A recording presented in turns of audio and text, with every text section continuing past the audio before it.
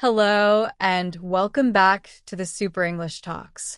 I'm your host, Jara, and I'm so happy you're here with me today. In this new series, we're going to take a deep journey into everyday conversations in English. We are not just going to memorize words and phrases. We're going to learn how people really speak in daily life. We are going to understand the rhythm, the feeling, and the natural flow of conversations. Step by step, episode by episode, we will build a strong foundation together. And today, in our very first episode, we are starting with something that looks simple but is actually one of the most important parts of communication: greetings and introductions. Think about it. The way you greet someone is the first impression you give. It is like a handshake. It is like a smile. It is that small but powerful moment where two strangers become two people sharing a connection.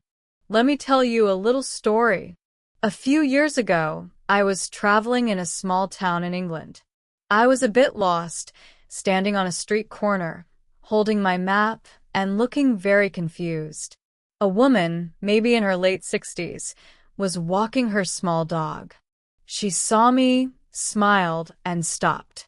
Instead of just walking by, she said, "Hello there. You look a bit lost.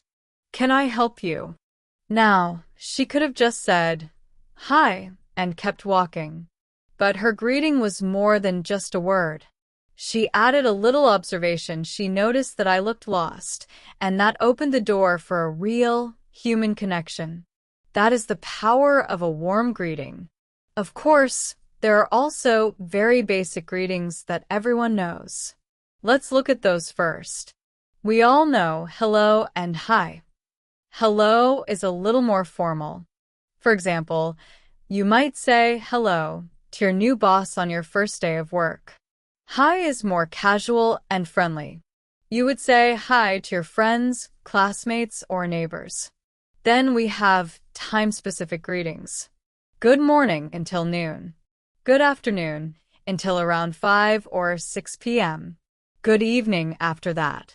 These greetings are polite and can be used with almost anyone, from a shopkeeper to a colleague. They show respect and awareness of the time of day. Sometimes, people make them shorter. Instead of saying good morning, they just say morning in a quick, casual way. Now, what usually comes after a greeting? Often, it is the famous question, "How are you?" This question is a classic, but here's something important to understand. In many English-speaking cultures, "How are you?" is not always a deep question about your life or health. Most of the time, it is more like a polite step in conversation. The usual answer is something short, like, "I'm good, thanks." "And you?" "Doing well, thanks." You don't need to tell a long story about your bad morning or your aching back. Save those details for when you are actually having a longer, more personal chat. But sometimes, "How are you?" can be asked with real care. For example, when my neighbor saw me struggling with heavy grocery bags, she asked, "How are you?" in a warm and concerned tone. In that situation, it is okay to give a more detailed answer because you know the person truly wants to listen. So the key is this: pay attention to the tone of voice and the situation. Now, let's look at some more casual and dynamic greetings that you'll hear, especially among friends. What's up? What's new? These are very informal. You would not say them to your boss or teacher, but you can say them to close friends. When someone asks you, "What's up?" you don't have to give a big answer. You can just say, "Not much. Just getting some coffee." "What about you?" "Same as always.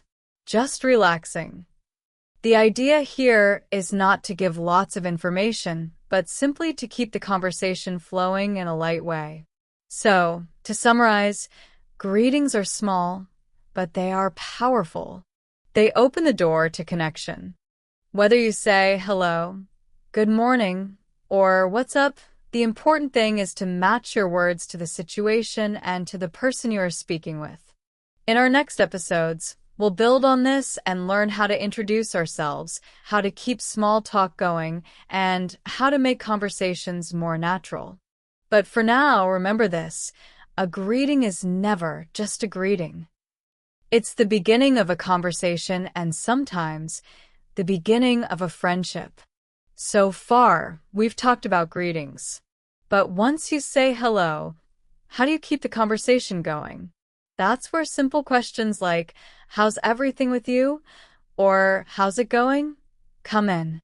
These are fantastic because they invite the other person to speak, but they don't feel heavy or too personal. They're like an open door into the rest of the conversation. If someone asks you, "How's everything with you?" a nice answer might be, "Everything's going well, thanks." "Pretty good, thanks. How about you?" If they ask, "How's it going?" you can reply with something like, "It's going well, thanks. Not bad. How about you?" See? Short, polite, and natural. Now, after greetings, the next step in most conversations is introductions. The most basic way to introduce yourself is, "My name is Jara." Or, "I'm Yetta." If you're in a professional situation, you might add a little more detail, like, "Hello, I'm Jara, the new project manager. "I'm Yetta." I work in the marketing department." These extra details give the other person more information and make it easier for them to continue the conversation. When you meet someone new, it's also polite to say something like, "It's a pleasure to meet you." "Nice to meet you." Here's a common situation. Imagine you're at a party.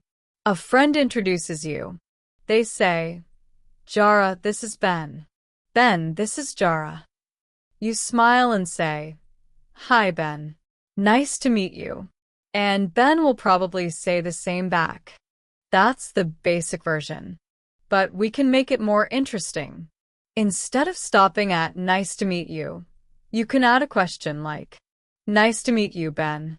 How do you know Sarah?" This is such a powerful move. Why? Because it gives you something to talk about right away. It shows that you're curious and engaged, and it helps the conversation grow naturally. Now, let's think about introducing other people. Sometimes you're the one connecting two people. A simple version is, "Sarah, this is Mark. Mark, this is Sarah." But we can make it even better by adding a detail. For example, "Sarah, this is Mark. Mark is also a huge fan of vintage cars, just like you." Suddenly, Sarah and Mark already have something in common to talk about. That one little detail is like a gift. It gives them a starter kit for their new friendship. Okay, let's practice together by imagining a few scenarios. Scenario 1. You're walking into a new class for the first time. The teacher is at the front of the room. What do you say? Maybe, "Good morning. My name is Jara. It's nice to meet you." Scenario 2. You're at a cafe. The person next to you drops their book. You pick it up and hand it back. What do you say? Something simple works perfectly. "Oh, excuse me. I think you dropped this."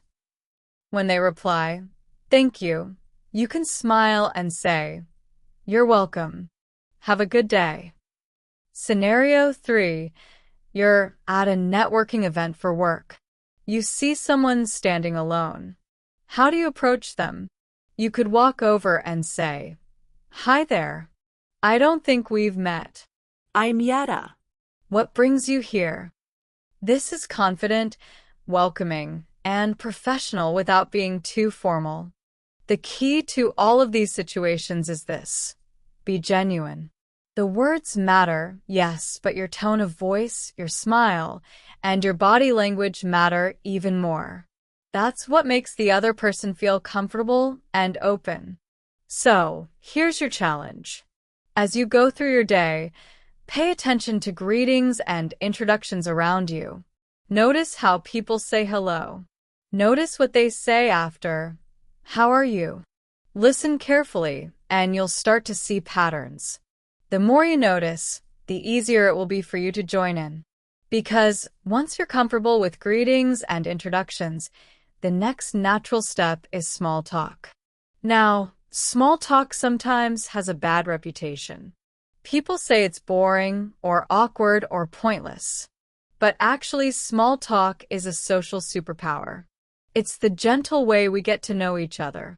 It's the safe space where we test the waters and find common ground. Small talk is the bridge from hello to hey, let's grab a coffee sometime. The trick is to stop seeing small talk as a chore and start seeing it as a mini adventure. Every short conversation is a chance to discover something new about the other person, and maybe even about yourself. Let me tell you about my friend David. He's one of those people who can talk to anyone, anywhere, about almost anything. One time, we were in a crowded elevator. It was packed with people, and the atmosphere was completely silent and a little uncomfortable. Everyone was staring at the floor numbers, waiting for the ride to end. But David didn't let the silence win. He noticed a woman next to him holding a large, colorful box. With a smile, he said, "That looks interesting. Is that a cake you're carrying?" The woman laughed and said, "Yes, it's for my colleague's birthday." Within seconds, a couple of other people in the elevator joined in, offering birthday wishes. By the time the doors opened, the whole mood had shifted, from cold and awkward to warm and friendly. David didn't start with something heavy like politics or philosophy. He simply noticed a small detail and used it to spark a pleasant conversation. That's the magic of small talk. So, how can we do the same? The key is to start with safe, neutral topics. The weather is a classic for a reason. It's universal, it's always changing, and everyone has something to say about it. For example, "It's a beautiful day, isn't it? I can't believe how cold it's gotten. I'm ready for summer." Another great option is the immediate environment. Like David, you can comment on something you both see or experience. At a conference, you might say, "That was such an interesting presentation on digital marketing, wasn't it?" In a coffee shop, you could say, "This place is always so busy on Monday mornings." These comments work well because they create a sense of shared experience. You and the other person are both noticing the same thing in the moment. But here's the secret. Once you've made that first comment, you don't want the conversation to stop. That's where open-ended questions come in. An open-ended question is a question that can't be answered with just yes or no. Instead, it invites the other person to share more about themselves. For example, instead of asking, "Do you like the rain?" which can end quickly, try, "What do you like to do on a rainy day?" Instead of asking, "Did you have a good weekend?" ask, "What did you do over the weekend?" See the difference? The first version is closed. The second version opens the door to a little story, a memory, or a personal detail. Let's practice with some scenarios. Scenario 1, a party. You meet someone new. You could say, "How do you know the host?" That's a safe and natural question. If they answer, "Oh, we used to work together," you can follow up with, "That's cool. Where did you work?" And just like that, the conversation flows. Scenario 2, talking about the weekend. This is always a good topic because everyone has weekends. You could ask, "Do you have any fun plans for the weekend? How was your weekend?" These questions show that you're curious about their life beyond this single moment. Now, a lot of people worry about running out of things to say. That's normal. But here's the trick. The secret to good small talk is listening for hooks. A hook is a detail in the other person's answer that you can grab onto and build a new question from. For example, imagine this. You ask, "How was your weekend?" And they reply, "It was great. I went hiking in the mountains with my family." Now you have 3 possible hooks. Hiking. Mountains. Family. You could respond with, "Oh, hiking sounds amazing. Do you go often?" Mountains, wow. Which ones did you visit? That's nice you went with family. Do you usually do outdoor trips together? Each hook opens a new path for the conversation. Instead of the chat ending with "that's nice," you've created opportunities to keep talking, sharing, and connecting. That's the beauty of small talk. It's not about saying something brilliant or clever. It's about noticing, listening, and asking the kinds of questions that make people feel heard and comfortable. Earlier, we talked about listening for hooks in a conversation. Let's practice that idea a little more. Imagine this. You're chatting with someone and they say, "I went hiking in the mountains with my kids." You could respond with simple, surface-level words like, "That's nice." But that would stop the conversation. Instead, you can pull details out of what they said. You might ask, "Oh, what part of the mountains did you go to?" Or, "I love hiking too. What's your favorite trail?" Or even, "How old are your kids? Do they enjoy hiking as much as you do?" Each of these questions comes directly from their story. It shows you listened. It shows you care. And most importantly, it makes the other person feel heard. Let's try another situation. Imagine you're at a networking event. You meet someone and they say, "I'm a graphic designer." You could ask, "Do you like your job?" But that's a yes or no question. Not very exciting. Instead, you could ask, "What kind of projects are you working on right now?" Or, "What's your favorite type of design to work on?" Now the conversation has direction. You're giving them a chance to talk about their interests, their passion, and what excites them. Here's another example. Let's say they tell you, "I just moved to the city a few months ago." You could respond with, "Oh, that's exciting. How are you finding it so far?" Or, "What's been your favorite discovery in the city so far?" Again, you're not just asking for information, you're showing empathy and opening a door for them to share a little story. Now, here's something important. The biggest mistake people make with small talk is forgetting the talk part.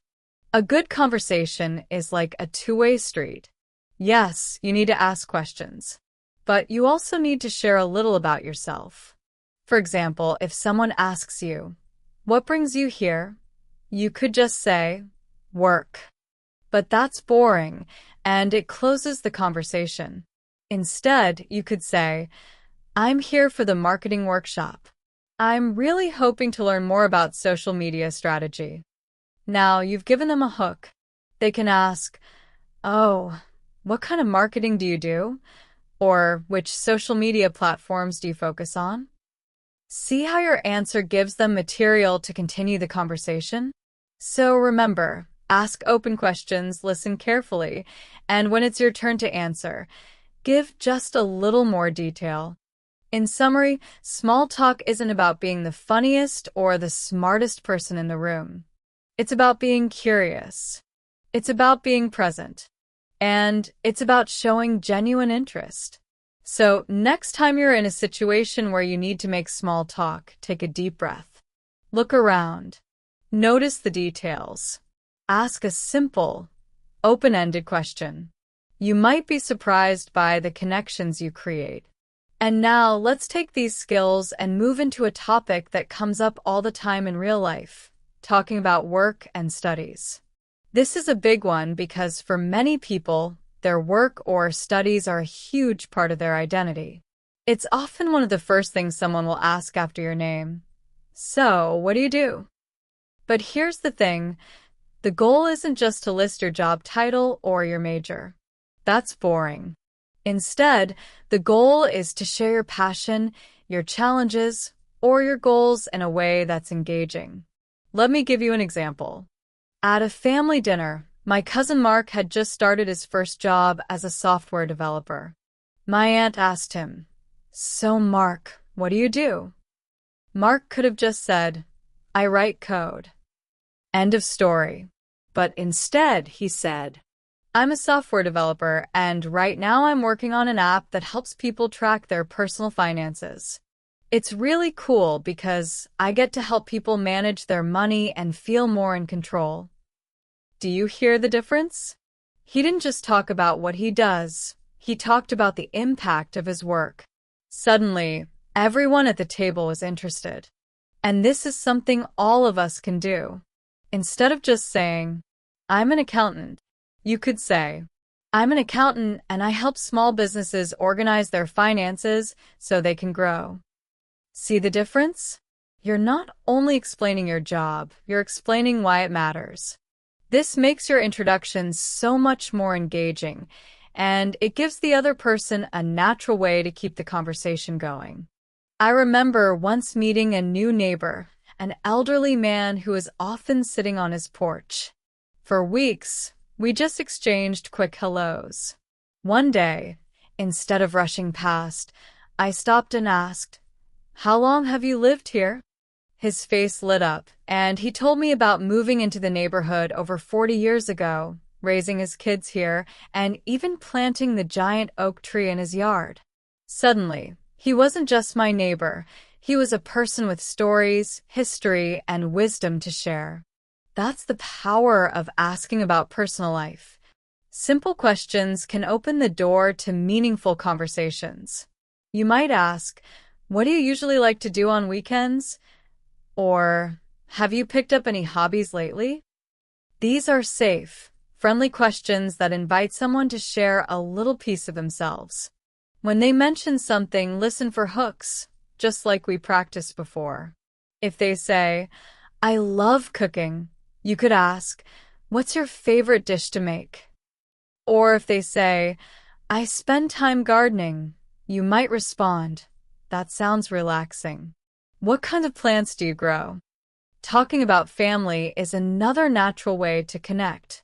Of course, you should be gentle and respectful here, because not everyone may want to talk about family, but many people love to share. You can ask, "Do you have any siblings?" Or, "How old are your kids?" and follow up with genuine interest. If someone says, "My daughter just started university," you can ask, "That's exciting. What is she studying?" These small questions show care and help build trust. And remember, it's not just about asking questions. Share a little about yourself, too. If someone talks about hiking, you might say, "Oh, I've always wanted to try that. I usually spend weekends cycling." This balances the conversation and makes it feel like a real exchange, not an interview. The key idea is this. When you move into personal topics like hobbies and family, you're no longer just exchanging facts, you're sharing parts of your life. That's what turns small talk into friendship. One afternoon, I noticed my neighbor sitting on his porch, working on a small wooden birdhouse. It was really beautiful, so I stopped and said, "That's a lovely birdhouse. Do you make those often?" His whole face lit up. He told me he had been doing woodworking for more than 40 years. He even showed me some of his favorite tools and explained how he used them. That one simple question about his hobby opened the door to many more conversations. We didn't just talk about birdhouses. We talked about his life, his family, and his experiences over the years. From that day, we weren't just neighbors. We became friends. So, how do we start these kinds of conversations ourselves? Most of the time, it begins with hobbies and free time. Asking someone about what they enjoy doing is a safe, easy, and friendly way to get to know them. You can say things like, "What do you usually like to do in your free time? Do you have any hobbies?" These questions are simple, but they give the other person the chance to share something personal in a comfortable way. If you already know a little about their interests, you can be more specific. For example, if you saw on social media that they posted a picture with a new camera, you could say, "I saw you got a new camera. Are you into photography?" This shows that you pay attention and that you are genuinely interested in their life. When someone asks you about your hobbies, try not to give a one-word answer. For example, if they ask, "What do you do for fun?" don't just say hiking. Instead, give a little extra detail. I really enjoy hiking. I love being in nature and exploring new trails. That extra sentence makes your answer much more interesting. It also gives the other person something to connect to. They might reply, "Oh, I love hiking too. What's your favorite trail around here?" Suddenly, you have a real conversation going. Now, let's think about talking about family. Family can be a more personal or sensitive subject, so it's important to approach it gently. Usually, family comes up naturally in conversation. Someone might say, "My sister is visiting this weekend," or "I have 2 kids who keep me very busy." When that happens, a polite way to continue is to ask a simple open-ended question. You could say, "That's nice. How old are your kids?" Or, "What does your sister do?" These questions are friendly and show interest, but they are not too personal. It's important to be respectful. Avoid asking questions that might be too private, like, "Are you married?" or "Why don't you have kids?" unless you already know the person very well and they are comfortable sharing. A better approach is to listen for small details and follow up naturally.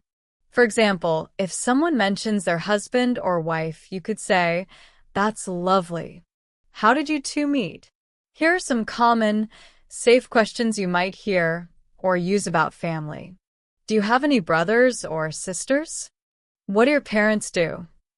Do you have a big family? How long have you lived here with your family? When someone asks you about your family, only share what you feel comfortable with. For example, you could say, "I have one brother and he's a doctor in another city." Or, "My parents are retired now and they love traveling." You don't have to share every detail.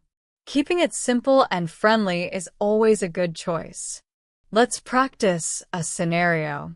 Imagine you're talking to a new colleague at work. They tell you they just adopted a dog. This is a perfect chance to connect. You could say, "Oh, that's wonderful. What kind of dog is it?" Then, to make the conversation two-sided, you can share something about yourself. "I have a cat at home, and he's a bit of a troublemaker." See how that works? You asked a question, you listened, and then you shared something about your own life. That balance creates a real connection. The key to all of this is simple. Be curious in a genuine way. When you ask with kindness and listen with attention, even a small question can open the door to friendship. People love to talk about what they enjoy, whether it's their family, hobbies, or favorite activities. Your role in conversation is to create a friendly, safe space for them to share. So far, we've practiced how to greet people, make small talk, and share details about our work, studies, hobbies, and family. Now, let's move into something a little more advanced, talking about opinions and preferences. This is such an important skill. Sharing your opinion helps you express your personality. It makes conversations more interesting and authentic. But at the same time, it's very important to do it politely and respectfully, especially if you're talking about something that might be sensitive, or if the other person might see things differently. Let me give you an example. I once had a colleague who loved talking about movies. The problem was he always presented his opinions as facts. He would say things like, "That movie is the worst film ever made. There's no debate." That kind of statement made it very hard to continue the conversation. Why? Because it shut the door. It didn't leave room for other people to share their own views. On the other hand, I had another colleague who also loved movies. But he spoke very differently. He would say things like, "I really didn't enjoy that movie. The acting just didn't work for me." Do you see the difference? By adding "I really didn't enjoy" and "for me," he showed that this was only his personal opinion, not a universal truth. That made it so much easier for me to respond with something like, That's interesting. I actually loved the special effects, but I agree the acting could have been better. We could share our different views without it turning into an argument. That's the goal of sharing opinions, not to win, but to connect. So how do you do this? The key is to use what we call hedging language. Hedging simply means softening your statement so it sounds like a personal opinion instead of an absolute fact. For example, instead of saying sushi is the best food, you could say, I think sushi is the best food. Or, in my opinion, sushi is the best food. Or even, I'm a huge fan of sushi. These small changes let the other person know you're sharing your personal feeling. That way, they feel free to agree or to have a different opinion without conflict. Here are some very useful phrases for giving opinions. I think that new restaurant has the best pasta in town. I believe exercise is the best way to reduce stress.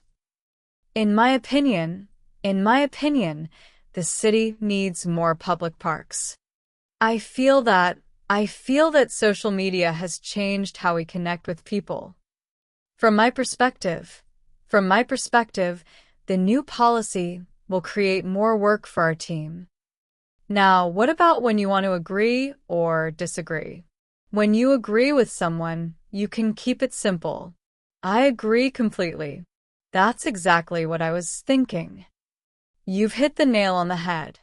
This is a fun idiom that means you said it perfectly. When you disagree, you need to be extra careful. Instead of saying, you're wrong, which sounds too strong, use softer phrases that show you respect their opinion but have another view. For example, I see your point, but I'm not so sure about that. I understand where you're coming from, but I have a slightly different view. That's interesting. For me, it's a little different because, see how much gentler that sounds? You're not attacking their opinion, you're just adding your own. This approach keeps the conversation friendly and open. Remember, the goal is not to prove who's right or wrong. The goal is to share ideas, learn about each other, and connect. That's an interesting perspective. My take on it is this: let's practice. Imagine someone says, action movies are so boring. If you disagree, instead of quickly saying, no, they're not, you could respond more politely. I can see why you'd say that, but I'm a huge fan of them. I love the special effects. See what happens here? You acknowledge their opinion first, which shows respect, and then you share your own view. This way, the conversation stays open and friendly, not argumentative. Now, let's talk about preferences, the things we like or don't like. These often come up in everyday conversations, so it's very useful to know how to express them clearly. Here are some key phrases. To talk about things you like, I like or I enjoy. I like Italian food. / I really enjoy playing football on weekends. To talk about things you don't like, I'm not a big fan of or I don't really care for. I'm not a big fan of romantic comedies. / I don't really care for coffee. To show preference between two things, I prefer tea to coffee. / I usually prefer documentaries over action movies. Notice how softer phrases like, I'm not a big fan of sound much friendlier than harsh words like, I hate. Instead of saying, I hate romantic comedies, you can say, I usually prefer a good documentary. It's kinder and keeps the conversation positive. Now let's shift into something incredibly useful in real life, making plans and talking about the future. This is the skill that turns a friendly chat into a real connection. It's how you move from, it was nice to meet you, to, let's get coffee next week. The magic is in the transition. Let me share a quick story. I was chatting with a colleague named Chris about our weekends. He mentioned that he loved hiking. I also enjoy hiking, so I immediately saw an opportunity. Instead of just saying, "Oh, that's cool," I said, I've been wanting to explore that new trail by the lake. Maybe we could go sometime. Chris's face lit up. He said, "I'd love that. How about next Saturday?" And just like that, a casual conversation turned into an actual plan. So, how can you do this? Listen for hooks. These are little details you can build on. If someone says, "I can't wait for the new movie coming out," you can respond, "Oh, I've heard great things about that. Do you want to go see it together sometime?" If a friend says, "I've been so busy. I still haven't tried that new restaurant," you can say, "Me too. We should go check it out together soon." Use key phrases to suggest activities. Start vague, so it's easy for the other person to say yes or no. Do you want to grab coffee sometime? Would you like to go to the park this weekend? How about we see that movie together? Words like sometime or this weekend are helpful because they're not too specific. They give the other person space to accept or politely decline. Move to specific times when they're interested. Are you free on Friday evening? How about next Tuesday after work? Does Sunday morning work for you? This is how you go from the idea of a plan to the actual details. Be polite if they can't make it. If someone says, "Sorry, I'm busy," you can reply with something positive. "No worries, maybe another time." That's okay. Let's find a time that works for both of us. This way, you keep the door open without making it awkward. Don't take it personally if someone says they can't make it. They might have a real reason. For example, they might say, "Oh, I'm sorry. I have to work on Friday." A good response could be, "No problem at all. Let me know when you're free." That's okay. We can try to find another time. This way, you keep the door open for future plans without making it awkward. But what if they say yes? Well, that's the fun part. Once they agree to the general idea, you can work out the details. For example, "Great. What time works for you?" "Perfect. Should we meet at the entrance?" "Awesome. Let's talk more on WhatsApp to figure out the details." See how smooth that is. You go from a simple suggestion to a concrete plan. Now, let's broaden this skill. Let's look at talking about the future in a more general sense. This isn't about making plans with someone right now. Instead, it's about sharing your own goals, dreams, and upcoming events. Talking about the future in this way shows that you're thoughtful, ambitious, and forward-looking. It also gives the other person more opportunities to connect with you. You might hear questions like, "Do you have any plans for your vacation? What are you looking forward to this year? Where do you see yourself in 5 years?" When you answer, try to give a little more detail. Instead of just saying, "I'm going to travel," you could say, "I'm planning a trip to Italy. I'm really excited to see the historical sites and eat all the pasta." This makes your plans feel real and exciting, and it gives the other person a chance to ask follow-up questions. That's how conversations grow naturally. Let's do a quick practice. Imagine you're talking to a friend, and you mention you're hungry. They say, "I am too." What's a good way to suggest a plan? You could say, "There's a great taco place on the corner. Do you want to go grab a bite?" That's direct, specific, and easy for the other person to say yes or no to. We've come a long way together. We've mastered greetings, small talk, how to express opinions and preferences, how to agree and disagree politely, and how to move from casual conversation into making plans and talking about the future. Now, we're going to tackle something that can feel more challenging, but is absolutely necessary for real life: navigating difficult conversations and expressing your needs. This includes asking for help, giving feedback, resolving misunderstandings, This skill is about using English to solve problems and protect your well-being. It's not about being rude. It's about being clear, respectful, and assertive at the same time. Let me tell you a quick story. I was working on a big project with a colleague. I felt like my ideas weren't being heard, and I knew I needed to say something. But I was worried about creating conflict. So, I decided to approach her gently and privately. I started with a polite request. Maria. Do you have a few minutes to talk? I'd like to share some thoughts on the project. When we sat down, I didn't say, "You're not listening to me." That would sound accusatory.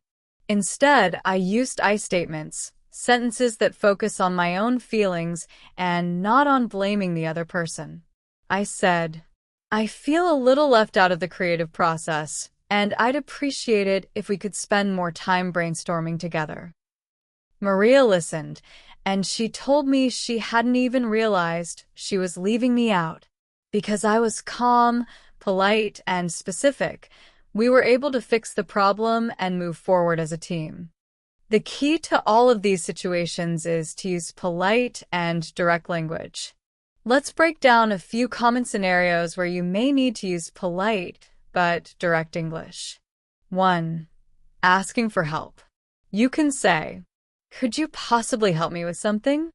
Would you mind taking a look at this for me when you have a moment? I'm having a little trouble with this. Do you have any advice?" These phrases show that you respect the other person's time and expertise. They also give the person an easy way to decline politely if they're too busy. 2. Giving feedback or expressing a problem. This is where I statements are your best friend. They prevent the other person from feeling blamed or attacked. For example, Instead of saying, "You are always late," you could say, "I've noticed that we've started a few meetings late, and I'm worried about staying on schedule." Another example, instead of saying, "You always cancel on me," you could say, "I feel disappointed when our plans are canceled so late because I was really looking forward to seeing you." This way, you're expressing how you feel, not accusing the other person. 3. Everyday practice with small things. Imagine you're in a restaurant and your food is cold. Instead of getting angry, you can say politely, "Excuse me, I'm sorry to bother you, but my food seems to be a bit cold." This kind of calm, respectful language almost always gets better results. 4. Resolving misunderstandings. Sometimes you realize there's simply been confusion. The best approach is to clarify calmly. You could say, "I think there might be a misunderstanding. What I meant to say was, I'm sorry, I don't think I explained myself very well. Let me try again." Just to be clear, are we both talking about the same thing? These phrases show that you're working to understand, not just to win an argument. The common thread in all of these situations is simple. Be specific, be calm, be respectful. Don't let emotions take over. Focus on facts and your own feelings and, if possible, offer a solution. Now, let's move to a much more enjoyable topic, telling stories and sharing experiences. This is where conversations truly come alive. Telling a good story isn't just about giving information. It's about making your listener feel like they were right there with you. Think about a time you heard a great story. Maybe a friend told you about a funny travel mishap, or a family member shared a vivid memory from childhood. You weren't just listening to words, you were seeing the pictures in your mind, feeling the emotions, and reacting at the right moments. That's the power of storytelling. A few years ago, I was at a dinner party, and someone asked my friend Liam about his trip to Japan. Instead of just saying it was good, he began his story like this. "I'll never forget the first time I saw Mount Fuji. Immediately, everyone leaned in. We wanted to hear more." His story had a hook, an emotion, and a sense of place. Liam didn't just tell us where he went, he painted a picture. He described the early morning light, the mist over the lake, and the sense of awe he felt. He used phrases like, "The air was crisp, and it took my breath away." By the end of his story, we all felt like we had been there with him. That's the power of a story. It makes the listener feel something, not just hear facts. How to become a better storyteller in English. A story can be simple, but it's best to think of it as a three-part journey. The beginning. Hook your listener. Introduce who, what, where, and when. Give your listener a clear context. Examples. I remember a few years ago, the funniest thing happened to me last week. Once, when I was traveling in Paris, instead of just saying, "I got lost," try, "I got lost when I was in London last year." This gives your listener a sense of place and time. The middle, add details and emotions. Describe what you saw, felt, and heard. Use adjectives and adverbs to make it real. Include dialogue if possible. Keep the story moving. Don't linger on one detail for too long. Lead your listener through the experience. The end. Wrap it up. Finish with a conclusion or a lesson. For a funny story, deliver the punchline. For a serious story, share what you learned. Examples. And that's how I ended up. In the end, it was a valuable lesson about. To this day, I still think about it. Quick practice. Imagine you went to a concert and want to tell a friend about it. Instead of just saying, "The concert was great," try, "You won't believe how crazy the concert was last night. The band came out, and the crowd went wild. The lead singer was wearing this incredible sparkling jacket, and the music was so loud you could feel it in your chest. I was right in the front row, singing along to every song. By the time it was over, my voice was gone, but it was one of the best nights of my life." See how much more engaging that is. You've taken your listener on a journey, and that's exactly what makes storytelling fun and memorable. Talking about technology and social media. Now, let's move to a modern and essential topic, technology and social media. Our lives are deeply connected to the digital world, so knowing how to discuss it in English is very useful. These conversations happen every day. You might talk about a slow Wi-Fi connection, a new app you love, a funny or viral video. A few months ago, I was chatting with a friend from another country. She was frustrated because her phone battery was draining too quickly. Instead of just saying, "My phone battery is bad," my friend said, "My phone's battery life is terrible. I have to charge it 3 times a day." This sentence is simple, descriptive, and clear. It immediately tells me what her problem is. She also used a fun, informal phrase. "It's running out of juice."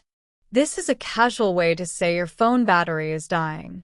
Useful phrases for talking about phones and computers. Here are some common expressions you can use. Phones. My phone is running slow. It's not working quickly. I need to free up some storage on my phone. You need more space. I dropped my phone and cracked the screen. I'm trying to update my phone's software. Computers/laptops. My laptop crashed and I lost all my work. The Wi-Fi isn't working. A very common complaint. I'm downloading a new program. The website isn't loading properly. These phrases are simple and direct, perfect for talking about tech problems or solutions. Talking about social media. Social media has its own language and it changes quickly. Here are some basics. Did you see that video? It went viral overnight. Very popular quickly. This song is trending on TikTok right now. Many people are watching or sharing it. I saw a great meme about that. A funny image or video shared widely. To talk about your own activity. I posted a photo on Instagram. I just scrolled through my feed, looking at new posts. He has a lot of followers. I need to take a break from social media. To recommend apps, websites, or gadgets. You should download this app. It's really useful for learning languages. I highly recommend this website for cheap flights. This new phone has an amazing camera. Practice. Imagine a friend says they're bored. You could respond, "Have you seen that new show on Netflix? It's been all over my social media feed." This connects your suggestion to your own experience and keeps the conversation personal. Expressing gratitude and giving compliments. Finally, let's talk about ending a conversation on a high note. Saying thank you or giving a compliment shows that you're listening, kind, and appreciative. For example, a new team member once came up to me after a project. She said, "Jara, I just wanted to say thank you for your help. Your explanation of the software was so clear, and I really learned a lot from you." This simple act made both of us feel good. She expressed gratitude, and I felt valued. Phrases to use. Gratitude. Thank you so much for your help. I really appreciate your advice. Thanks, I learned a lot from you today. Compliments. You did an amazing job on that project. I love how you explained that. It made things so clear. That's a really great idea. When you end a conversation with gratitude or a compliment, it leaves a positive, lasting impression. People feel respected, valued, and happy to talk with you again. Summary. Now you've learned a full range of English conversation skills. Greetings and introductions. Small talk. Talking about work, studies, hobbies, and family. Expressing opinions and preferences politely. Making plans and talking about the future. Handling difficult conversations. Storytelling and sharing experiences. Talking about technology and social media. Expressing gratitude and giving compliments. Each of these skills helps you connect with people naturally, confidently, and respectfully. The more you practice, the easier it becomes. Even small acts of gratitude can mean a lot. I remember a time when a new team member thanked me for helping her with a project. She didn't just say a quick thanks. She was specific. She said exactly what she appreciated, and it made me feel seen and valued. That's the key. Being specific makes your gratitude more sincere and meaningful. How to say thank you. Instead of just saying thanks, you can make your thank you more personal. Thank you so much for your help with the presentation. I couldn't have done it without you. I really appreciate you taking the time to explain that to me. That was incredibly kind of you. Thank you. Notice how each sentence mentions exactly what you're thankful for. This shows you were paying attention and makes your words feel real. When someone gives you a gift, "Thank you so much. It's exactly what I needed. This is so thoughtful of you. I love it. You didn't have to, but thank you. This is wonderful." How to give a compliment. A good compliment is specific and sincere. You can focus on work, skills, personal qualities, or appearance. Complimenting work or skills. That was a great presentation. Your points were clear and easy to follow. You have a creative way of solving problems. I was really impressed with how you handled that difficult situation. Complimenting personal qualities or appearance. I always enjoy talking to you. You have a great sense of humor. That color looks fantastic on you. You have a very calming presence. It's nice to be around you. Be careful with compliments about appearance. Make sure they're respectful and appropriate for the situation. When someone compliments you, don't brush it off. Accept it politely. Thank you so much. I really enjoy working on this project. This shows appreciation and keeps the conversation positive. How to end a conversation politely. Ending conversation can feel awkward, but it doesn't have to be. Use friendly phrases to signal that it's time to go. Well, it was great talking to you. I should get going, but it was lovely to see you. Thanks for the chat. I'll talk to you later. Have a great rest of your day or evening. These phrases are clear, polite, and make your departure feel natural. Final thoughts. And that brings us to the end of our series. Thank you for joining me on this journey.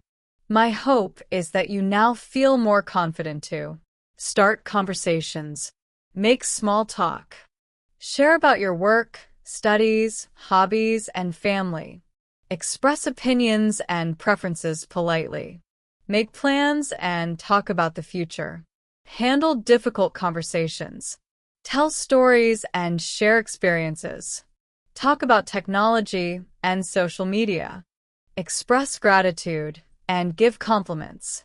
End conversations politely. Remember, English is not just about words. It's about connecting with people, listening, and showing kindness and interest. Thank you for listening to the Super English Talks. Keep practicing, keep engaging, and keep connecting.